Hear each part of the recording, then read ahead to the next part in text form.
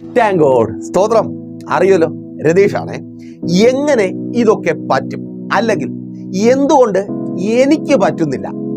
ഒരു ഭക്തനായി ദൈവത്തിന്റെ പ്രോമിസസ് എന്ന് വെച്ചാൽ ദൈവം ഭക്തന്റെ ജീവിതത്തിൽ ചെയ്യുവാൻ പോകുന്ന കാര്യങ്ങൾ കേൾക്കുമ്പോൾ നമ്മുടെ ഉള്ളിലുണ്ടാകുന്ന ആദ്യത്തെ ചിന്ത, ആ ചിന്തയുടെ ഫലമായാണ് വീഡിയോ സ്റ്റോപ്പ് ചെയ്യുവാനായി നിങ്ങൾ കൈനീട്ടാൻ വരട്ടെ. ആ നിങ്ങളുടെ ചിന്തയ്ക്ക് ഇന്ന് ഉത്തരം ലഭിക്കുവാൻ പോവുകയാണ്. അതൊരു ചോദ്യമാണ്. എന്തുകൊണ്ട് കഴിയുന്നില്ല, അല്ലെങ്കിൽ എങ്ങനെ അത് സാധ്യമായി തീരും? ഒത്തിരി തവണ ശ്രമിച്ചതാണ്, ആ ശ്രമിച്ചുള്ള പരാജയമാണ് പുതിയൊരു ശ്രമത്തിന് അനുവദിക്കാത്ത വിധം നിങ്ങളിൽ മടിപ്പുളവാക്കിയിരിക്കുന്നത്. അപ്പോൾ ഇന്ന് ദൈവകൃപയിൽ ആശ്രയിച്ച് നാം ചിന്തിക്കുവാനായി പോകുന്നത്, പ്രോമിസസ് പ്രാപിച്ചെടുക്കുവാൻ നാം എന്തു ചെയ്യണം, എങ്ങനെ ആയിരിക്കണം, അതേക്കുറിച്ച് ധ്യാനിക്കുന്നതിനായി ഒരു പ്രോമിസ് നിങ്ങളുമായി ഞാൻ പങ്കുവെച്ച് മെസ്സേജിലേക്ക് പ്രവേശിക്കുകയാണ്. ഒരു പ്രോമിസ്, ഇന്ന് എന്നെ കേൾക്കുന്ന ചിലരോടുള്ള ദൈവത്തിന്റെ ഒരു പ്രോമിസ് തന്നെ.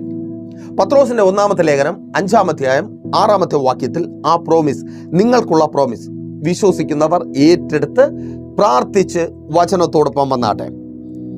അതുകൊണ്ട് അവൻ തക്ക സമയത്ത് നിങ്ങളെ ഉയർത്തുവാൻ ദൈവത്തിന്റെ ബലമുള്ള കൈ കീഴേ താണിരിപ്പീൻ. ഉയർത്തുവാൻ ദൈവം ഭക്തനിൽ ആഗ്രഹിക്കുന്നത് ഉയർച്ചയാണ്. ദൈവത്തിന്റെ പ്രോമിസ് എല്ലായ്പ്പോഴും ഭക്തന്റെ ഉയർച്ചയാണ്. ലോകവും പിശാചും അവനെ താഴ്ത്തുവാനും തകർക്കുവാനും കരം പിടിച്ച് താഴേക്ക് വലിച്ചു കൊണ്ടുപോകുവാനും ശ്രമിക്കുമ്പോൾ ദൈവം തന്റെ ഭക്തന് നോക്കി പറയുന്നു, നിങ്ങൾക്ക് ഉയർച്ചയുണ്ട്, നിങ്ങൾക്ക് ഉയർച്ച ഉണ്ടാകണം. ഈ പകലിലും എന്നെ കേൾക്കുന്ന പ്രിയ സഹോദര സഹോദരി, ഒരു വിശ്വാസിയായി, ഒരു ഭക്തനായി നീ എന്നെ കേൾക്കുന്നുണ്ടെങ്കിൽ നിന്നോട് ദൈവത്തിന് പറയുവാനുള്ളത് അതുതന്നെ, നിന്റെ ഉയർച്ച. ആമേൻ. പെട്ടെന്ന് നമ്മുടെ ഉള്ളിൽ അടുത്തൊരു സംശയം കടന്നു വരും, ഇതെങ്ങനെ സാധിക്കും? കാരണം ഈ ലോകത്തിൽ ഉയർച്ച ഉണ്ടാക്കുന്ന അനുഭവങ്ങൾ നമുക്കറിയാം.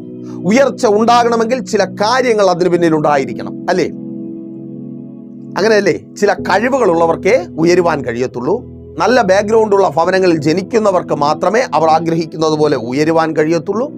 ചില അനുഗ്രഹങ്ങൾ ജീവിതത്തിൽ ഉണ്ടെങ്കിൽ മാത്രമേ ആഗ്രഹിക്കുന്നത് പോലെ ഉയർന്ന് മുൻപോട്ട് പോകുവാൻ കഴിയത്തുള്ളൂ. അതുകൊണ്ടാണ് പലപ്പോഴും ദൈവം നമ്മോട് പറയുന്ന പ്രോമിസസ്, ദൈവിക വാഗ്ദത്തങ്ങൾ, നമ്മുടെ ഉയർച്ചയെക്കുറിച്ചുള്ള, നമ്മുടെ വളർച്ചയെക്കുറിച്ചുള്ള, നമ്മുടെ നന്മയെ, നല്ല കാലത്തെക്കുറിച്ചുള്ള ആ ഉറപ്പുകൾ നമുക്ക് വലിയ ഇൻട്രസ്റ്റ് ഇല്ലാത്ത വിഷയമായി പോകുന്നത്, നമുക്ക് വലിയ താല്പര്യമില്ലാത്ത വിഷയമായി പോകുന്നത്. അപ്പോൾ അങ്ങനെയാണോ? ലോകത്തിൽ നിന്ന് നാം കണ്ട് മനസ്സിലാക്കിയിരിക്കുന്നത് പോലെയാണോ? ചിലതൊക്കെ വേണമോ ഉയരുവാൻ? വേദപുസ്തകത്തിലേക്ക് തന്നെ നിങ്ങളുടെ ശ്രദ്ധയെ ഞാൻ ക്ഷണിക്കുകയാണ്. നമ്മുടെ അടിസ്ഥാനം വചനമാണല്ലോ. പത്രോസ് എന്ന അപ്പോസ്തലനിലൂടെയാണ് തനിക്ക് മുമ്പിലായിരിക്കുന്ന ജനത്തിന്റെ ഉയർച്ച ദൈവം വാഗ്ദത്തം ചെയ്യുന്നത്. ആ ജനം എന്തൊക്കെ കഴിവുകളും ഏതൊക്കെ നിലകളിൽ അനുഗ്രഹങ്ങളും ബാക്ക്ഗ്രൗണ്ടുകളും ഉള്ളവരാണ് നോക്കാം. അതേ പത്രോസിന്റെ ലേഖനം 1-ാം അധ്യായം 1-ാമത്തെ വാക്യത്തിൽ അവരെക്കുറിച്ച് ഇങ്ങനെ രേഖപ്പെടുത്തിയിരിക്കുന്നു. ഞാനത് വായിക്കാം കേട്ടോ. യേശുക്രിസ്തുവിന്റെ അപ്പോസ്തലനായ പത്രോസ് പൊന്തോസിലും ഗലാത്യയിലും കപ്പദോക്യയിലും ആസ്യയിലും ബിഥൂന്യയിലും ചിതറിപ്പാർക്കുന്ന പരദേശികളായി ചിതറിപ്പാർക്കുന്ന ആർക്കാണ് എഴുതിയിരിക്കുന്നത്?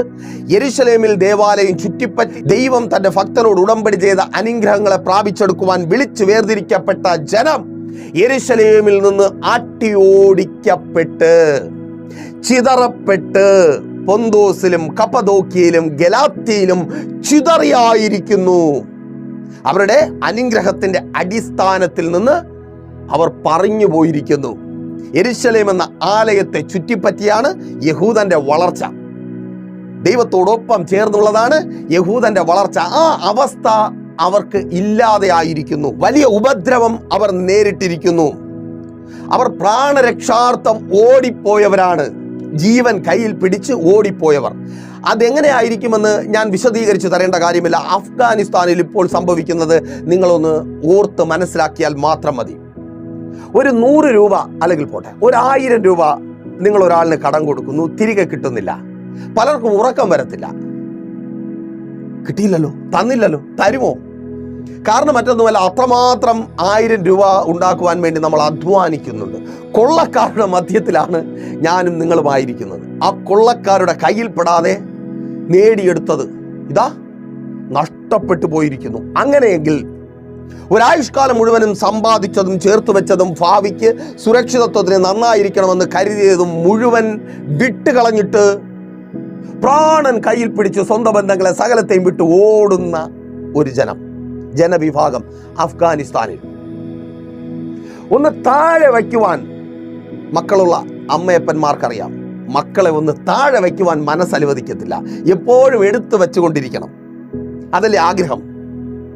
ആ കുഞ്ഞുങ്ങളെ മുള്ളുവേലിക്ക് മുകളിൽ കൂടെ അപ്പുറത്തേക്ക് എറിഞ്ഞു കൊടുക്കുന്നു. പട്ടാളക്കാരുടെ കയ്യിൽ കിട്ടി, അവരുടെ ജീവൻ രക്ഷപ്പെടട്ടെ, അവർ തല്ലി തകർക്കപ്പെടാതിരിക്കട്ടെ. അങ്ങനെ ഉപദ്രവം മുഖാന്തരം പ്രാണഭയത്തിൽ ഓടുന്നവരുടെ കൂട്ടം, അവിധത്തിൽ ഓടി ചിതറി പല സ്ഥാനങ്ങളിലായിപ്പോയവർ ഇന്ന് പകലിൽ എന്നെ കേൾക്കുന്ന നിങ്ങളിൽ പലരുമായിരിക്കുന്ന അതേ അവസ്ഥയിലായ യഹൂദനോട് പത്രോസിലൂടെ ദൈവം സംസാരിക്കുന്നു. നിങ്ങൾക്കൊരു ഉയർച്ചയുണ്ട്. നിങ്ങൾ ചിതറിപ്പോയ സ്ഥാനത്ത് നിന്ന് നിങ്ങൾക്കൊരു ഉയർച്ചയുണ്ട്, നിങ്ങൾക്കൊരു ഉദ്ധാരണമുണ്ട്. സഹോദരാ, സഹോദരി, നീ ചിതറിപ്പോയിടത്ത്, നീ തകർന്നു പോയിടത്ത്, നിന്റെ താഴ്ച കണ്ടിടത്ത് നിനക്കൊരു ഉയർച്ചയുണ്ട്. നിന്നെ ഉയർത്തുന്ന ഒരു ദൈവം ഈ പകലിലും നിനക്കൊപ്പം. ആ ജോലി സ്ഥലത്ത് സഹോദരാ ചിതറിപ്പോയോ? ഉപദ്രവിക്കപ്പെട്ട് ഓടി ഒളിക്കുന്ന അനുഭവത്തിൽ എത്ര നാൾ പിടിച്ചു നിൽക്കുവാൻ കഴിയും? ആരെന്നെ സഹായിക്കും? ഭാരപ്പെട്ട് വേദനയോടെ ആയിരിക്കുന്നു. അവിടെ നിനക്കൊരു ഉയർച്ചയുണ്ട്. എൻ്റെ ദൈവം നിന്നോട് പ്രോമിസ് ചെയ്യുകയാണ്, നിനക്കൊരു ഉയർച്ചയുണ്ട്. മാതാവേ, പിതാവേ, നിങ്ങളുടെ തലമുറകൾക്ക് ഒരു ഉയർച്ചയുണ്ട്. അതേ ചിതറിപ്പോയവരായി നിങ്ങളെ കണ്ടവരുടെ മധ്യത്തിൽ നിങ്ങൾക്കൊരു ഉയർച്ചയുണ്ട്. നിങ്ങൾ അനുഗ്രഹത്തിന്റെ അടിസ്ഥാനത്തിലേക്ക് തിരികെ വരുവാൻ പോകുക. നിങ്ങളെ തിരികെ കൊണ്ടുവന്ന് ഉയർത്തുന്ന ഒരു ദൈവം. ആ ബാധ്യതയിൽ നിന്ന് നിങ്ങളെ തിരികെ കൊണ്ടുവന്ന് ഉയർത്തുന്ന ഒരു ദൈവം. ആ രോഗത്തിൽ നിന്ന് നിങ്ങളെ തിരികെ കൊണ്ടുവന്ന് ആരോഗ്യമുള്ള ശരീരം നൽകി നിങ്ങളെ രോഗികളായി കണ്ടവരുടെ മധ്യത്തിൽ നിങ്ങളെ ഉയർത്തുന്ന ദൈവം. ആ ദൈവം ചിതറിപ്പോയവരെ ഉയർത്തുന്നു. എന്താണ് അതിന് അടിസ്ഥാനം? എങ്ങനെ? ഇത് വെറും വാക്കാണോ? ഓ സ്തോത്രം. പലപ്പോഴും മെസ്സേജുകൾ കേൾക്കുമ്പോൾ നമുക്കൊരു ചിന്ത വരും, ഇതൊക്കെ വെറുതെ അങ്ങ് പറയുന്നതാണ്. വെറുതെ പറയുന്നതല്ല പ്രിയരെ, അത് ലോകം പറയുന്നതാണ്. വെറുതെ പറയുന്ന ഒത്തിരി പേരെ നിങ്ങൾ ലോകത്തിൽ കണ്ടിട്ടുണ്ടായിരിക്കും. നിങ്ങളുടെ ഇടപാടുകൾ മുഴുവൻ അവിധത്തിലുള്ളവരുമായതുകൊണ്ട് നിങ്ങൾക്ക് ബോർ അടിച്ചേക്കാം. എന്നാൽ ഞങ്ങളുടെ ഇടപാട് മുഴുവനും വെറും വാക്ക് പറയാത്തവരോട് ഒപ്പമാ. ആമേൻ. അവൻ വെറും വാക്ക് പറയത്തില്ല. ഞാനുമായി ഇടപാടുള്ളവൻ വെറും വാക്ക് പറയത്തില്ല. അവൻ വാക്ക് പറഞ്ഞാൽ അത് ഓക്കെയാ. ആമേൻ. വചനം പറയുന്നു അത് വെറും വാക്കല്ല. കാരണം 1 പത്രോസിന്റെ തന്നെ ലേഖനം 5-ാം അധ്യായം 7-ാമത്തെ വാക്യത്തിലേക്ക് കടന്നു വരുമ്പോൾ അവിടെ നിങ്ങൾ ഉയരുവാനുള്ളത് ദൈവം കരുതിയിട്ടുണ്ട്. വചനം പറയുന്നു അവൻ കരുതുന്നവനാണ്. അതുകൊണ്ട് നിങ്ങളുടെ ഉയർച്ച ഉറപ്പാണ്. നിങ്ങൾ ഉയരുവാൻ വേണ്ടത് ചിതറിപ്പോയവരായി, ജോലി നഷ്ടപ്പെട്ടവരായി, പ്രതിസന്ധികളുടെ പ്രശ്നങ്ങളുടെ മധ്യത്തിൽ നിങ്ങളായിരിക്കുമ്പോഴും കേൾക്ക്, നിങ്ങൾ ഉയരുവാൻ വേണ്ടത് ദൈവം കരുതിയിട്ടുണ്ട്. ഓ സ്തോത്രം. സഹോദരി, നിന്റെ കുടുംബജീവിതം അനുഗ്രഹമായി മുൻപോട്ട് പോകുവാൻ വേണ്ടത് ദൈവം കരുതിയിട്ടുണ്ട്. ആ സമാധാനത്തിന്റെ അന്തരീക്ഷത്തിന് വേണ്ടത്, നിങ്ങൾ ഒരുമിച്ച് സന്തോഷമായി ജീവിക്കുവാൻ വേണ്ടത് ദൈവം കരുതിയിട്ടുണ്ട്. ആ സ്വസ്ഥത, ആ സമാധാനം, പരസ്പരമുള്ള വിശ്വസ്തത, അഥവാ പിതാവേ, കർത്താവ് കരുതിയിട്ടുണ്ട്. നിങ്ങളുടെ മക്കളുടെ ഉയർച്ച അത് വെറും വാക്കല്ല, അത് വെറുതെ പറയുന്നതല്ല. ദൈവം കരുതിയിട്ടുണ്ട്. നിങ്ങളുടെ മക്കൾ ഒന്നുമില്ല, നിങ്ങളുടെ മക്കൾക്കും ഒന്നും ഉണ്ടാക്കിയെടുക്കുവാനും കഴിയില്ല. അതാണ് നിങ്ങളുടെ വേദന. ഇതുവരെ അവരൊന്നും ഉണ്ടാക്കിയില്ല. എനിക്ക് മക്കൾക്ക് വേണ്ടി ഒന്നും മാറ്റിവെക്കുവാൻ കഴിഞ്ഞില്ല. പിന്നെ എങ്ങനെ? How is possible? എങ്ങനെ ഇത് സാധ്യമായി തീരും? എങ്ങനെ ദൈവത്തിന്റെ വചനം, ദൈവത്തിന്റെ പ്രോമിസ് എൻ്റെ തലമുറയുടെ ജീവിതത്തിൽ സാധ്യമായി തീരും? എങ്ങനെ എന്നുള്ള ചോദ്യത്തിനുള്ള ഉത്തരമാണ് വചനം പറയുന്നു അവൻ കരുതിയിട്ടുണ്ട്. ഓ സ്തോത്രം. നിങ്ങളുടെ തലമുറകൾ ഉയർച്ച പ്രാപിക്കുവാൻ വേണ്ടത് ദൈവം കരുതിയിട്ടുണ്ട്. ദൈവം കരുതിയിട്ടുണ്ട്. ആമേൻ. അവരുടെ കുടുംബജീവിതം അനുഗ്രഹമായി തീരുവാൻ വേണ്ടത്, ആ ബിസിനസ് അനുഗ്രഹമായി തീരുവാൻ വേണ്ടത് ദൈവം കരുതിയിട്ടുണ്ട്. വെറും വാക്ക് പറയുന്നവനല്ല ദൈവം, പിന്നെയോ അവൻ കരുതിയിട്ടുണ്ട്. അതുകൊണ്ട് എന്ത് ചെയ്യണം? വചനം പറയുന്നു നിങ്ങളുടെ സകല ചിന്താകുലവും അവന്റെ മേൽ വച്ചുകൊള്ളുക. അപ്പോ എന്ത് ചെയ്ത്, അല്ലെങ്കിൽ എങ്ങനെ ആ ഉയർച്ച പ്രാപിക്കുവാൻ ദൈവമൊരുക്കിയിട്ടുള്ള ദൈവിക കരുതലുകളെ നമ്മുടെ അവകാശമാക്കി നമുക്ക് നേടുവാനായിട്ട് കഴിയും. അതിനായി പത്രോസ് അപ്പോസ്തലനിലൂടെ ദൈവത്തിന്റെ പരിശുദ്ധാത്മാവ് പറയുന്നു, നമ്മുടെ ചിന്താകുലങ്ങളെ ഇട്ടുകളയുക. എവിടെ? കർത്താവായ യേശു ക്രിസ്തുവിൽ നമ്മുടെ ചിന്താകുലങ്ങളെ ഇട്ടുകളഞ്ഞ് അവന്റെ ബലമുള്ള കൈക്കീഴെ താണിരിക്കുക. ആമേൻ. അവൻ കരുതുന്നവനാണ്, കരുതിയിട്ടുണ്ട്, വെറും വാക്കല്ല, അവൻ അതിനുള്ള കഴിവുണ്ട്, പ്രാപ്തിയുള്ളവനാണ്. പ്രിയരെ, വെറുതെ പറഞ്ഞു പോവുകയല്ല. കർത്താവ് പറയുന്നു, എൻ്റെ കരങ്ങൾക്ക് ബലമുണ്ട് നിങ്ങളെ ഉയർത്തുവാൻ. ആ കരത്തിന് കീഴിൽ താണിരിക്കുവാൻ നിങ്ങൾ തയ്യാറാണോ? ഏണി വെച്ച് കയറിയിട്ടും ലിഫ്റ്റിൽ കയറി പോയിട്ടും എത്തുവാൻ കഴിയാത്ത സ്ഥാനത്തേക്ക് നിങ്ങളെ ഉയർത്തുവാൻ. ഓ, താങ്ക് യു ലോർഡ്. ചിലർ വിമാനം കയറിയൊക്കെ പോയി. ആമേൻ. എന്നിട്ടും ഒരു ഉയർച്ച സങ്കടത്തോടെ ആയിരിക്കുക, കരയുക, തിരികെ പോരേണ്ടി വന്നു, തള്ളപ്പെട്ടു പോയി, വിജയിക്കുവാൻ കഴിഞ്ഞില്ല, ഞാൻ പരാജിതനാണ്, ഞാൻ പരാജിതയാണ്, ആർക്കും ഒന്നിനും കൊള്ളാത്തവനായി, എൻ്റെ മാതാപിതാക്കൾക്ക്, എൻ്റെ ഭർത്താവിന്, എൻ്റെ ഭാര്യയ്ക്ക്, എൻ്റെ മക്കൾക്ക് കൊള്ളാത്തവളായി ഞാൻ മാറിയിരിക്കുന്നു, പ്രയോജനമില്ലാത്തവളായി, ഒന്നിനും കൊള്ളാത്തവളായി, ആർക്കും നിന്നെ സഹായിക്കുവാൻ കഴിഞ്ഞില്ല എന്ന് സങ്കടത്തോടെ ആയിരിക്കുന്നു. നീ പ്രതീക്ഷിച്ച, നീ ആശ്രയിച്ച, നീ നോക്കിയ ആർക്കും, എന്തിന്, നിന്റെ കഴിവുകൾക്ക് പോലും നീ ആഗ്രഹിച്ച നിലയിലേക്ക് നിന്നെ ഉയർത്തുവാൻ കഴിഞ്ഞില്ല എന്നോർത്ത് സങ്കടത്തോടെ ആയിരിക്കുന്നു. ബലമുള്ള കരങ്ങൾക്ക് കീഴെ, സർവശക്തനായ ദൈവത്തിന്റെ ബലമുള്ള കരങ്ങൾക്ക് കീഴെ താണിരിക്ക്, അവൻ നിന്നെ ഉയർത്തും. ഓ, താങ്ക് യു ലോർഡ്. ആ കരങ്ങൾക്ക് ശക്തിയുണ്ട്. പ്രിയരേ, എന്റെ കർത്താവിന്റെ കരങ്ങൾക്ക് ശക്തിയുണ്ട് നിങ്ങളെ ഉയർത്തുവാൻ. താൻ പറഞ്ഞ തന്റെ വാക്ക് നിറവേറ്റുവാൻ എന്റെ ദൈവത്തിന്റെ കരങ്ങൾക്ക് ബലമുണ്ട്.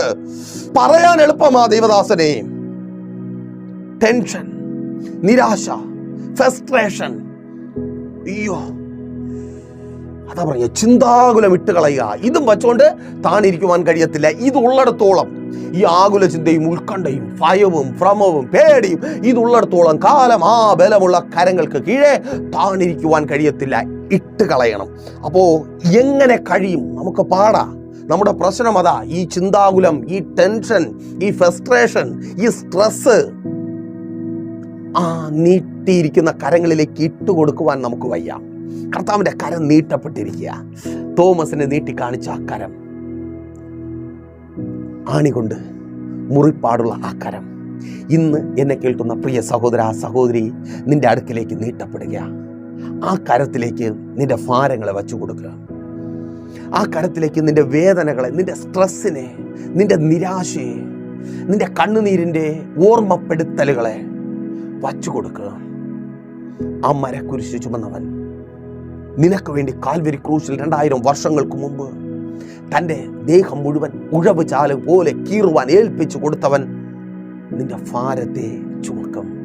ആ കർത്താവിനെ കുറിച്ച് വചനം പറയുന്നു, നാൾ തോറും നിന്റെ ഭാരങ്ങളെ ചുമക്കുന്ന നല്ല കർത്താവ്. ആ നല്ല കർത്താവിന്റെ കരങ്ങളിൽ ഏൽപ്പിച്ചു കൊടുക്കുക. എങ്ങനെ? അങ്ങനെ ഏൽപ്പിച്ചു കൊടുത്ത് ദൈവിക കരുതൽ പ്രാപിച്ച് ഉയർച്ച പ്രാപിച്ച ഒരു ഭക്തന്റെ ജീവിതത്തിലേക്ക് അല്പമായി നിങ്ങളുടെ ശ്രദ്ധയെ ഞാൻ ക്ഷണിക്കുവാൻ പോവുകയാണ്. അപ്പോൾ അവിടെ നമ്മൾ ചിന്തിക്കുവാൻ പോകുന്നത്, എന്തുകൊണ്ട് നമ്മുടെ ചിന്താകുലങ്ങൾ നമുക്ക് ഇട്ടുകൊടുക്കുവാൻ കഴിയുന്നില്ല? കാരണമുണ്ട്. നോക്കിയേ, ആബ്രഹാം എന്ന ആ ഭക്തൻ ദൈവിക കരുതൽ അനുഭവിക്കുവാൻ പോവുകയാണ്. 22-ാം അധ്യായം ഉൽപ്പത്തി പുസ്തകം വായിക്കുമ്പോൾ അവിടെ നമുക്ക് കാണുവാൻ കഴിയും, തൻ്റെ ജീവിതത്തിൽ വലിയൊരു ആകുല ചിന്ത, ഒരു ഭയപ്പെടുത്തുന്ന അവസ്ഥ, പരിതാപകരമായ അവസ്ഥ കടന്നു വരുന്നു. ഉൽപ്പത്തി പുസ്തകം 22-ാം അധ്യായം 1-2 വാക്യങ്ങൾ വായിക്കുമ്പോൾ ഒരു പരീക്ഷയിലൂടെ ആബ്രഹാം കടന്നു പോവുകയാണ്. ദൈവം പറയുന്നു, നിന്റെ മകനെ എനിക്ക് തരിക. നീ സ്നേഹിക്കുന്ന മകനെ, വെറും മകനെയല്ല ചോദിക്കുന്നത് കേട്ടോ, നീ സ്നേഹിക്കുന്ന ആബ്രഹാമെ, നീ സ്നേഹിക്കുന്ന മകനെ എനിക്ക് തരിക. ഒരു വലിയ കണ്ണുനീരിന്റെ അനുഭവത്തെ മറന്നു കളഞ്ഞ് ജീവിച്ച് മുൻപോട്ട് പോകുവാൻ പറയുവാൻ എളുപ്പമാണ്. ദുരിതങ്ങൾ ആക്സിഡന്റലായി നമ്മുടെ ജീവിതത്തിൽ സംഭവിക്കും. പെട്ടെന്ന് പ്രതിസന്ധികളും പ്രതികൂലങ്ങളും കടന്നു വരും. അതിനെ നാം അതിജീവിച്ചേ പറ്റത്തുള്ളൂ. നമുക്കതിന് കഴിഞ്ഞിട്ടുണ്ട് പലപ്പോഴും. അങ്ങനെ ഒരു ദിവസം കാട്ടിലൂടെ വേട്ടയാടി നടക്കുമ്പോൾ, അല്ലെങ്കിൽ എന്തെങ്കിലും ചെയ്തുകൊണ്ടിരിക്കുമ്പോൾ മുട്ടനാട് കുത്തി ചത്തുപോയവനല്ല ഈസഹാക്ക്. അല്ലെങ്കിൽ പാറപ്പുറത്തുനിന്ന് വഴുതി വീണ് തലയിടിച്ച് ചത്തുപോയവനുമല്ല, നഷ്ടപ്പെട്ടു പോയവനല്ല. അബ്രഹാമിന്റെ ചിന്താകുലം ഇസഹാക്ക് തനിക്ക് മുൻപിൽ നഷ്ടപ്പെടുവാൻ പോകുന്നു. അതിന്റെ ഭീകരത നിങ്ങളൊന്ന് മനസ്സിലാക്കുക. നഷ്ടപ്പെട്ടിട്ടില്ല, ഇനിയാണ് നഷ്ടപ്പെടുവാൻ പോകുന്നത്. മാത്രമല്ല, തൻ്റെ ഒരു തീരുമാനത്തിന് മകനെ രക്ഷപ്പെടുത്തുവാൻ കഴിയും. താൻ സമ്മതിച്ചില്ല എങ്കിൽ, തനിക്ക് വേണ്ടെന്ന് തോന്നിയാൽ, വേണ്ട ഈ യാഗം വേണ്ടെന്ന് വെച്ചാൽ മകന് ജീവൻ കാണും. അതാണ് റിയൽ പ്രതിസന്ധി. എന്തൊരു കഠിനമായ മാനസിക വിധയായിരിക്കും അല്ലേ? ആ അവസ്ഥയിൽ അബ്രഹാം എന്നെയും നിങ്ങളെയും പോലെ ഒരു സാധാരണ മനുഷ്യനായി ബിഹേവ് ചെയ്യുന്നില്ല, മറിച്ച് അവനൊരു ഭക്തനായി പെരുമാറുകയാണ്. ഓ താങ്ക് യു ലോർഡ്. ഒരു ഭക്തന്റെ പെരുമാറ്റം ഭക്തനെ പോലെ തന്നെ ആയിരിക്കണം, അല്ലെങ്കിൽ ഭക്തനായി തന്നെ ആയിരിക്കണം. ദൈവം അത് എക്സ്പെക്ട് ചെയ്യുന്നു. നമ്മുടെ മക്കളായി നമ്മളോട് പെരുമാറണം. ആമേൻ. അങ്ങനെ വേണ്ടേ? അല്ലാതെ വഴിയെ പോകുന്ന ആരെങ്കിലുമായി നമ്മെ കരുതുകയോ നമ്മളോട് പെരുമാറുകയോ ചെയ്താൽ എങ്ങനെ ഇരിക്കും? ശരിയാകത്തില്ല. മോശം. അപ്പനായി തന്നെ നമ്മളെ കാണണം, മക്കളെ പോലെ പെരുമാറണം. അപ്പോൾ ഭക്തനായി പെരുമാറുവാൻ അബ്രഹാം തീരുമാനിച്ചു. ഒരു ദിവസമല്ല, 2 ദിവസമല്ല, 3 ദിവസം. ആ സ്ട്രെസ്, ഹൃദയം പൊട്ടിപ്പോകുന്ന വേദന.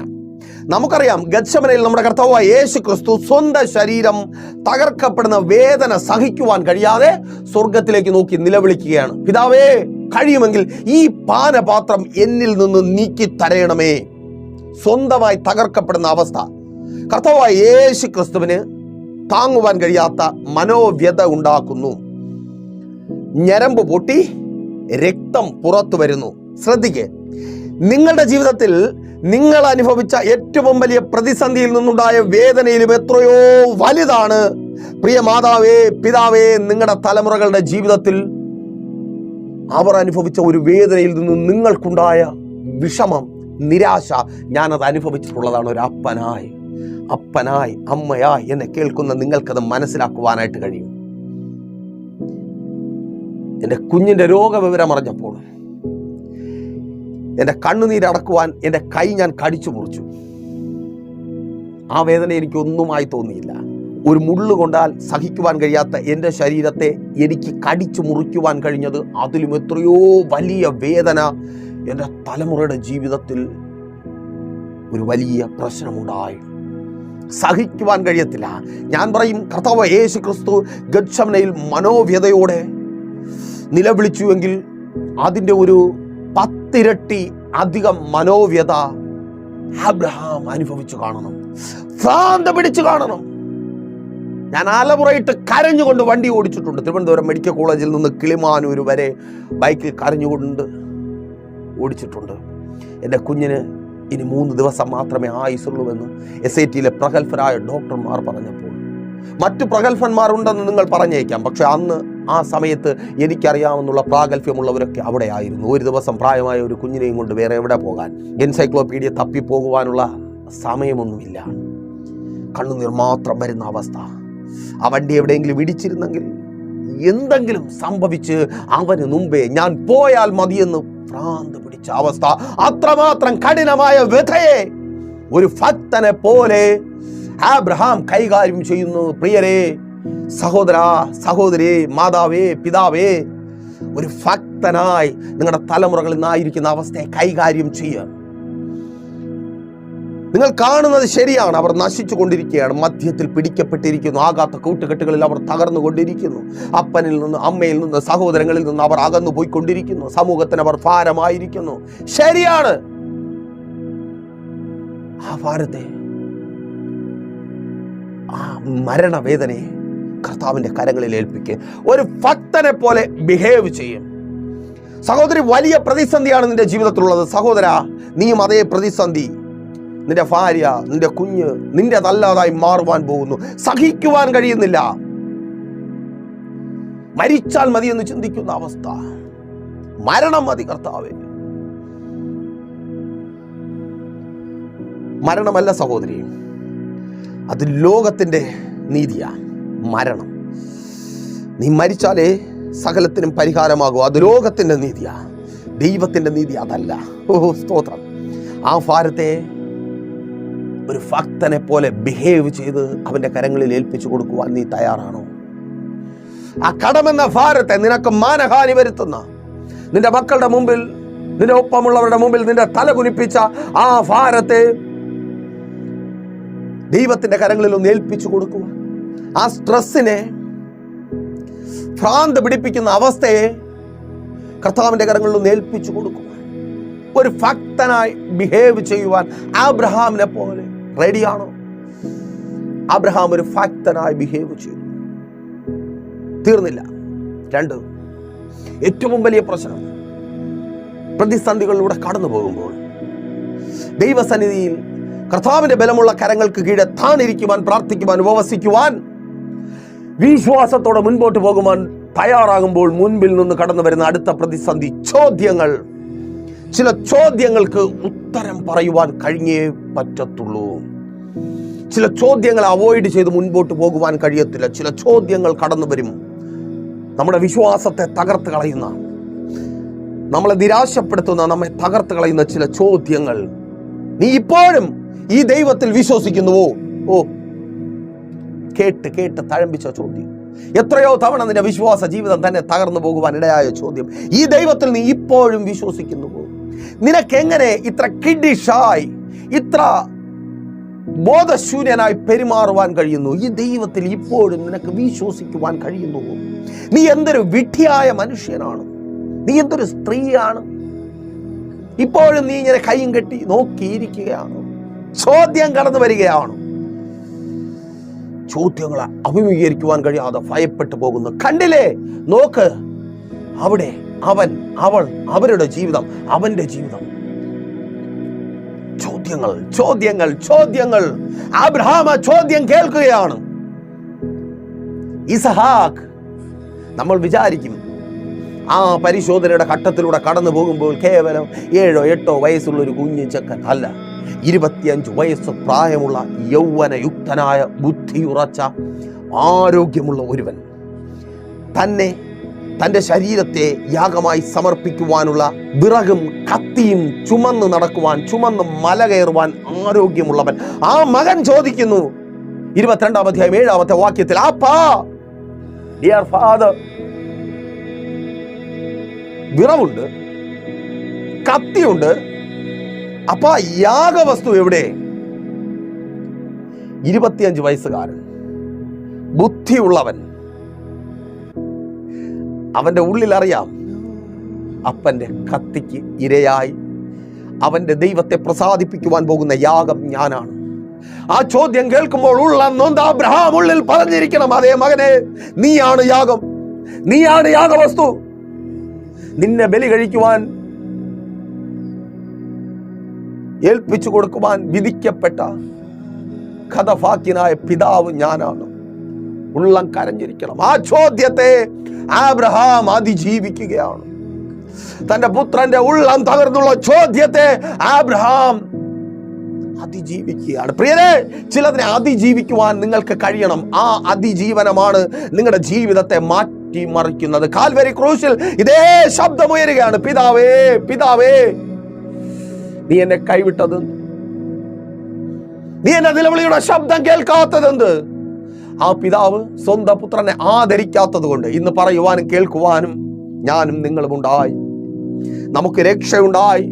കർത്താവായ യേശു ക്രിസ്തുവിലൂടെയുള്ള വിടുതൽ നമ്മെ തേടി വന്നു. ആ പിതാവ് ആ ഭാരത്തെ, ആ ചോദ്യത്തെ അവഗണിച്ചതുകൊണ്ട് അബ്രഹാം ആ ചോദ്യത്തെ അവഗണിച്ചു. ചോദ്യത്തെ ഭയപ്പെട്ട് സാറായെ ഭവനത്തിലിരുത്തി. ചോദ്യം ചെയ്തേക്കും, ചിലപ്പോൾ പിടിച്ചടിച്ചേക്കുമെന്ന് ഭയന്ന് ഒരു ദിവസത്തെ യാത്ര ബാക്കിയുള്ളപ്പോൾ ബാല്യക്കാരനെ മാറ്റി നിർത്തി. അവൻ സഹിച്ചു എന്ന് വരത്തില്ല. യജമാനനെ എനിക്കറിയാം. അവന്റെ 25 വർഷം നീണ്ട കാത്തിരിപ്പിനൊടുവിൽ കിട്ടിയതാണ്. എന്റെ യജമാനത്തിയുടെ കണ്ണുനീരിന്റെ ഫലമാണ്. അവനെ ഇതാ ഈ മനുഷ്യൻ ബലി കൊടുക്കുവാൻ പോകുന്നു. ഇനി ഞാൻ ദാസനെ പോലെ നോക്കി നിൽക്കത്തില്ല. ചിലരൊക്കെ പ്രതികരിക്കും, ഭയമാണ്. ഓ, താങ്ക് യു ലോർഡ്. ആ ചോദ്യങ്ങളെ അവഗണിച്ചു. ആമേൻ. ചില ചോദ്യങ്ങളെ അവഗണിക്കുവാൻ തയ്യാറാണോ? ഫലം എന്താണ്? അതേ ഉൽപ്പത്തി പുസ്തകം 22-ാം അധ്യായം 13-ാമത്തെ വാക്യം വായിക്കുമ്പോൾ അവിടെ ഇങ്ങനെ രേഖപ്പെടുത്തിയിരിക്കുന്നു, കൊമ്പ് കാട്ടിൽ പിടിപ്പെട്ട് കുടുക്കപ്പെട്ട് അവനുള്ള കരുതൽ കിടക്കുകയാണ്. ഒരു ആട്ടുകൊറ്റന് യേശുവിൻ നാമത്തിൽ നിനക്കുള്ള കരുതൽ പെട്ട് കിടപ്പുണ്ട്. ഓ താങ്ക് യു ലോർഡ്. ദൈവം പെടുത്തിയിട്ടുണ്ട് നിനക്കുള്ള കരുതൽ. നിനക്ക് പുറത്തു വരുവാൻ, നിന്റെ തലമുറയുമായി തന്നെ മടങ്ങുവാൻ, നിന്റെ നന്മയുമായി തന്നെ മടങ്ങുവാൻ, നിന്റെ ആരോഗ്യമായി തന്നെ മടങ്ങുവാൻ, നിന്റെ അനുഗ്രഹമായി തന്നെ മടങ്ങുവാൻ വേണ്ടത് ദൈവം പെടുത്തിയിട്ടുണ്ട്. ഓ തിരിച്ചറിയുന്നവർക്കായി ഞാൻ ദൈവത്തെ സ്തുതിക്കുന്നു. അവന്റെ കരുതൽ അബ്രഹാം അനുഭവിക്കുകയാണ്. ഒരു പക്ഷേ ഇപ്പോൾ നിങ്ങൾക്കൊരു സംശയമുണ്ടായിരിക്കാം, ഇന്നത്തെ നിരീശ്വരവാദികളെ പോലെ, ഹോ എന്തൊരു ദൈവം, വെറുതെ ഒരു മനുഷ്യനെ 3 ദിവസം ടെൻഷൻ അടിപ്പിച്ച് അവനെ കൊണ്ട് അതും ഇതുമൊക്കെ ചെയ്യിപ്പിച്ചിട്ട് തിരികെ കൊടുത്തെന്നോ? തിരികെ കൊടുത്തതിനെ കുറിച്ചല്ലല്ലോ ഞാൻ പറയുന്നേ, കരുതലിനെ കുറിച്ചല്ലല്ലോ. കരുതുന്ന ദൈവം ഉയർത്തുന്നവനാ. എന്തിനാ കരുതിയിരിക്കുന്നേ? ഉയർത്തുവാൻ വേണ്ടിയാ. അബ്രഹാം മല കയറുമ്പോൾ ഇസഹാക്ക് എന്ന മകന്റെ അപ്പനാണ്. ശ്രദ്ധിക്കണമേ, മകന്റെ അപ്പൻ, മകന്റെ അപ്പൻ, മകന്റെ അപ്പൻ. എന്നാൽ ചരിത്രം പറയുന്നു പിന്നത്തേതിൽ അബ്രഹാം മകന്റെ അപ്പനല്ല, മക്കളുടെ അപ്പനായി മാറി. ഉൽപ്പത്തി പുസ്തകം 25-ാം അധ്യായം 1-2 വാക്യം വായിക്കുമ്പോൾ ഈസഹാക്ക് അബ്രഹാമിന്റെ മകൻ, ഈസഹാക്ക് അബ്രഹാമിന്റെ മകൻ, ഈസഹാക്ക് അബ്രഹാമിന്റെ മകൻ എന്നല്ല, പല പല പേരുകൾ അബ്രഹാമിന്റെ തലമുറകളുടേതായി രേഖപ്പെടുത്തപ്പെട്ടിരിക്കുന്നു. അബ്രഹാം മകന്റെ അപ്പനിൽ നിന്ന് മക്കളുടെ അപ്പനായി മാറി. അതേ, നീ ഉയർച്ച പ്രാപിക്കും യേശുവിൻ നാമത്തിൽ. ആ കരുതൽ നിന്നെ ഉയർത്തും. ഒന്നുമില്ലാത്തവനായി താഴ്ച ഭവിച്ച് നീ ആയിരിക്കുന്നുവോ, പലതും ഉള്ളവനായി, പലതും ഉള്ളവനായി, പലതും പലതും പലതും അനുഗ്രഹിക്കപ്പെട്ട നിലയിൽ ഉള്ളവനായി നീ ഉയർച്ച പ്രാപിക്കും. Thank you Lord. അപ്പോ അതിനായി എന്ത് ചെയ്യണം? ഒന്നും ചെയ്യണ്ട. മര്യാദയ്ക്ക് ദൈവത്തിന്റെ ബലമുള്ള കരങ്ങൾക്ക് കീഴെ താണിരിക്കുക. എപ്പോൾ വരെ? തക്ക സമയം വരെ, ദ റൈറ്റ് ടൈം. ആ സമയം വരും. അബ്രഹാമിന്റെ ജീവിതത്തിൽ ആ സമയം വന്നു. അവൻ ആ കരുതൽ അനുഭവിച്ചു. കൊണ്ടുപോയതുപോലെ തന്നെ തിരികെ മകനെയുമായി മടങ്ങി. മകനെയും കൊണ്ട് തന്നെ. ഓ അത് ദൂത. ചിലത് കൊണ്ട് തന്നെ മടങ്ങും. സഹോദരി, നീ ആ കുടുംബ കോടതിയിൽ കയറിപ്പോയത് നിന്റെ ഭർത്താവിനോട് ടാറ്റ പറഞ്ഞ് വീട്ടിൽ പോരാനല്ല, അവനെയും കൊണ്ട് മടങ്ങുവാനാ. ഓ നിന്റെ ഭാര്യയും കൊണ്ട് മടങ്ങുവാനാ. ആശുപത്രിയിൽ നിന്ന് നീ ആരോഗ്യത്തോടെ മടങ്ങുവാൻ പോകുക. തിരിച്ചറിയുന്നവർക്ക് ഞാൻ ദൈവത്തെ സ്തുതിക്കുന്നു. ഇപ്പോൾ ആ ചിന്താകുലങ്ങൾ ഇട്ടവർ, ദൈവത്തിന്റെ കരുതൽ വിശ്വസിക്കുന്നവർ, അവന്റെ ബലമുള്ള കരങ്ങൾ കീഴെ താണിരിക്കുവാൻ മനസ്സുള്ളവർ, ഒരു നിമിഷം പ്രാർത്ഥിച്ചാട്ടെ. ഞാൻ നിങ്ങൾക്ക് വേണ്ടി പ്രാർത്ഥിക്കാം. വിശ്വാസ കർത്താവേ, നല്ല ദൈവമേ, ഈ ജനത്തെ അങ്ങയുടെ കരങ്ങളിൽ ഏൽപ്പിച്ച് പ്രാർത്ഥിക്കുന്നു. അങ്ങയുടെ ബലമുള്ള കരങ്ങൾക്ക് കീഴെ താണിരിക്കുന്ന ഇവരെ, ചിതറിപ്പോയ പ്രശ്നങ്ങളുടെ മധ്യത്തിൽ പിടിക്കപ്പെട്ടു പോയ ഇവരെ അങ്ങ് ഉയർത്തുന്ന കൃപയ്ക്കായി സ്തുതിക്കുന്നു യേശുവിൻ നാമത്തിൽ. അതങ്ങനെ സംഭവിക്കട്ടെ. ഉയർച്ച ഉണ്ടാകട്ടെ. ഓ രോഗികൾ സൗഖ്യമാകട്ടെ. ആരോഗ്യത്തോടെ ആശുപത്രികളിൽ നിന്ന് മടങ്ങട്ടെ. ആംബുലൻസ് നോക്കിയിരിക്കുന്നവർ, കുഴി വെട്ടുവാൻ സമയം നോക്കിയിരിക്കുന്നവർ, യേശുവിൻ നാമത്തിൽ ലജ്ജ കൊണ്ട് മുഖം കുനിയുന്ന അനുഭവത്തിലായി മാറട്ടെ. ആരോഗ്യത്തോടെ മടങ്ങട്ടെ. സന്തോഷമുണ്ടാകട്ടെ. ആ കുടുംബത്തിനകത്ത് സന്തോഷമുണ്ടാകട്ടെ. കുടുംബജീവിതം അനുഗ്രഹിക്കപ്പെടട്ടെ. ഓ ഡിവോഴ്സ് മാറട്ടെ. ഭാര്യ ഭർത്താവിനൊപ്പം മടങ്ങട്ടെ. ഭർത്താവ് ഭാര്യയ്ക്കൊപ്പം മടങ്ങട്ടെ. മാതാപിതാക്കൾ ഓ സ്തോത്രം മക്കൾക്കൊപ്പം സന്തോഷമായി ജീവിക്കട്ടെ. മദ്യപാനം, വെറിക്കൂത്തുകൾ യേശുവിൻ നാമത്തിൽ വിട്ടുമാറട്ടെ. തൊഴിൽ മേഖലകൾ അനുഗ്രഹമായി മാറട്ടെ. ബിസിനസ്സുകൾ അനുഗ്രഹമായി തീരട്ടെ. വെല്ലുവിളികൾ മാറട്ടെ. ഓ സ്തോത്രം, കടഭാരങ്ങൾ മാറിപ്പോകട്ടെ. ദാരിദ്ര്യവും ഇല്ലായ്മയും മാറട്ടെ. തലമുറകളുടെ ഭാവി അനുഗ്രഹമായി തീരട്ടെ. രാജ്യങ്ങളുടെ വാതിലുകൾ തുറക്കപ്പെടട്ടെ. വാഗ്ദത്തങ്ങൾ, പ്രോമിസസ് നിറവേറട്ടെ. Oh thank you Lord. ഇത് അത്ഭുതത്തിന്റെ ദിവസമായി മാറട്ടെ. ഭവനങ്ങളുടെ പണികൾ പൂർത്തീകരിക്കപ്പെടട്ടെ. സ്വന്തം ഭവനം എന്ന വാഗ്ദത്തം യേശുവിൻ നാമത്തിൽ അത് നിറവേറട്ടെ. പിതാവിന്റെ പുത്രന്റെ പരിശുദ്ധാത്മാവിന്റെ നാമത്തിൽ ഈ ജനത്തെ ഞങ്ങൾ അനുഗ്രഹിച്ചു പ്രാർത്ഥിക്കുന്നു. അനുഗ്രഹമാക്കി പരിപാലിക്കും യേശുവിൻ നാമത്തിൽ തന്നെ, ആമേൻ. അപ്പോൾ മറക്കാതെ നിങ്ങളുടെ വിലയേറിയ അഭിപ്രായങ്ങളും നിർദ്ദേശങ്ങളും ഞങ്ങളെ അറിയിക്കുമല്ലോ. ഈ പ്രോഗ്രാം നിങ്ങൾക്ക് അനുഗ്രഹമാണെങ്കിൽ നിങ്ങൾ അറിയുന്ന ഒത്തിരി പേരെ ഈ പ്രോഗ്രാമിലേക്ക് കൂട്ടിവരുത്തുക. അതുപോലെ തന്നെ ഒരു പ്രാർത്ഥനാ വിഷയമായി നിങ്ങൾ ഭാരത്തോടെ ആയിരിക്കുന്നുവെങ്കിൽ പ്രൈസർ ഫാമിലിയിലേക്ക് നിങ്ങളുടെ പ്രാർത്ഥനാ വിഷയങ്ങൾ അറിയിക്കുക. നിങ്ങളെ താഴ്ചയിലേക്ക് വലിച്ചു കൊണ്ടുപോകുന്ന ലോകത്തിന് മധ്യത്തിൽ ഉറപ്പിച്ച് നിർത്തി ഉയർച്ച പ്രാപിക്കുവാൻ, ദൈവസന്നിധിയിൽ നിർത്തുവാൻ തന്നെ ഞങ്ങളെ കർത്താവ് ശക്തീകരിക്കും. ഈ മെസ്സേജ് നിങ്ങൾ കാണുവാൻ കാരണമായി തീർന്നിട്ടുള്ളത് പ്രൈസർ ഫാമിലി പ്രിയ കുടുംബാംഗങ്ങൾ മുഖാന്തരമാണ്. അപ്പോൾ അവർക്ക് വേണ്ടി പ്രാർത്ഥിക്കുക. അവരെ പോലെ മറ്റുള്ളവരിലേക്ക് ഈ മെസ്സേജ് എത്തിക്കുവാനുള്ള അവസരം നിങ്ങൾക്കും ഉണ്ട്. അപ്പോൾ അടുത്ത ആഴ്ച ദൈവം അനുവദിച്ചാൽ ഇതേ സമയം ഇതേ ചാനലിലൂടെ നാം ഇപ്പോൾ ഒരുമിച്ചായിരുന്ന പ്രൈസർ ഫാമിലിയുടെ ഇത് നിങ്ങളുടെ വിടുതലിൻ നേരം എന്ന പ്രതിവാര വചന സന്ദേശത്തിനൊപ്പം നാം ഒരുമിച്ചായിരിക്കും. അതുവരേക്കും പ്രിയരെ, have a nice day. Preacher family global മിനിസ്ട്രിയുടെ വിശുദ്ധ സഭാരാധന എല്ലാ ഞായറാഴ്ചയും രാവിലെ 10 മണി മുതലും എല്ലാ വെള്ളിയാഴ്ചകളിലും ഉപവാസവും ഓൺലൈൻ മധ്യസ്ഥ പ്രാർത്ഥനയും രാവിലെ 11 മണി മുതലും ഞങ്ങൾ നിങ്ങൾക്കായി ലൈവിൽ പ്രാർത്ഥിക്കുന്നു. നിങ്ങളുടെ പ്രാർത്ഥനാ വിഷയങ്ങൾ കമന്റ് ചെയ്യുക. പ്രീഷർ ഫാമിലി ഗ്ലോബൽ എന്ന നമ്മുടെ യൂട്യൂബ് ചാനലിലൂടെ നിങ്ങൾ ലോകത്തിന്റെ ഏത് ഭാഗത്തായിരുന്നാലും ഞങ്ങൾക്കൊപ്പം ചേർന്ന് പ്രാർത്ഥിക്കുവാനും ആരാധിക്കുവാനും അവസരമുണ്ട്. നേരിട്ട് ആരാധനയിൽ പങ്കെടുക്കുവാനും വിടുതൽ പ്രാപിക്കുവാനും ആഗ്രഹിക്കുന്നവർ ഞായറാഴ്ച രാവിലെ കാർഷിക കോളേജിനടുത്ത് കാക്കാമുല ചാമ്പവിളയിലെ പ്രീഷർ ഫാമിലി വർഷിപ്പ് സെന്ററിലേക്കും ഞായറാഴ്ച വൈകുന്നേരം 3 മണിക്ക് നെയ്യാറ്റിൻകര അമരവിള താന്നിമൂട് സുമംഗലി ഓഡിറ്റോറിയത്തിന് സമീപമുള്ള MS പ്ലാസയിലേക്കും കടന്നു വരിക. നിങ്ങളുടേതായ ഒരു വിഷയത്തിനു വേണ്ടി പ്രാർത്ഥിക്കുവാനും കൗൺസിലിംഗിനുമായി സ്ക്രീനിൽ കാണുന്ന നമ്പറിൽ കോൺടാക്ട് ചെയ്യുക. നിങ്ങൾക്കും ഈ പ്രോഗ്രാം സ്പോൺസർ ചെയ്യുവാനും കർത്താവായ യേശുക്രിസ്തുവിന്റെ സുവിശേഷം അനേകരിലേക്ക് എത്തിക്കുവാനും അവസരമുണ്ട്. പ്രാർത്ഥനയോടെ വിളിക്കുക. ആമേൻ.